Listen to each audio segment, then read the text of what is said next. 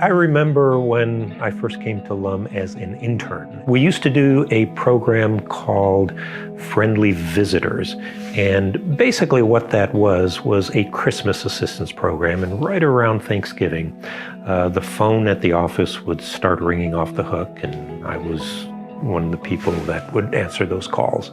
And families in the community would call in wanting the name of a low-income family that they could bring gifts to at Christmas time. And LUM always felt very good about obliging and felt we were making connections in the community.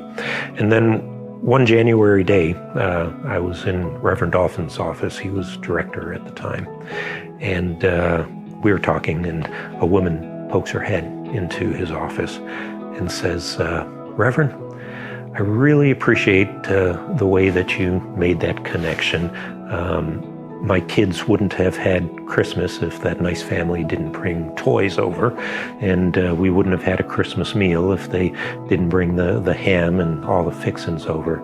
And then she leaned forward, and I'll never forget it, and she said, "But next year, Reverend, could you do it in a way that I get to be the hero with my kids, rather than somebody else walking in the front door and giving them all the things that I'm not able to provide as a parent?" So the next year, when the phone started ringing off the hook around Thanksgiving time, instead of giving the name of a family out, we asked if people would bring their gifts to the fellowship hall at Central Presbyterian Church. We started at Central Presbyterian Church with 20 families that first year. It's taken off.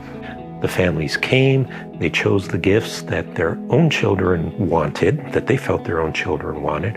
It was a party atmosphere. There were cookies and punch, and there was wrapping going on. And, volunteers from churches, families in the community, they have a chance to sit down with one another and get to know one another. They trade stories about their children.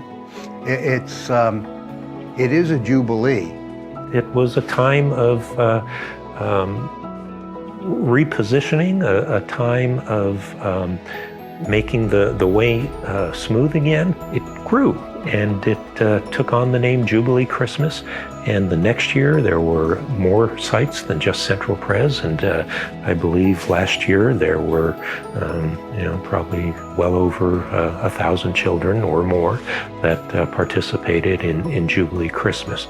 It's based on Leviticus 25, where debts were all canceled and people started over again on an equal plane. Wow. Can you imagine such a thing in our own world? I was involved with Jubilee Christmas for 40 years.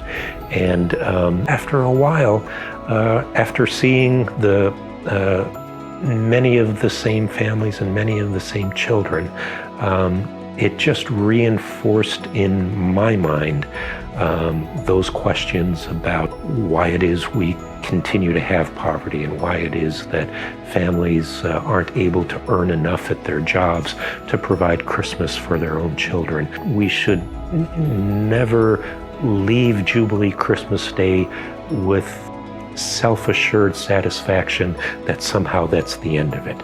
We should leave it with relationships, that maybe we've learned something new by spending 2 hours with a low-income family and learning about their struggles, and then using that knowledge to make the world a better place, to maybe vote differently than we did before, to maybe share our dollars in some different ways than we did before.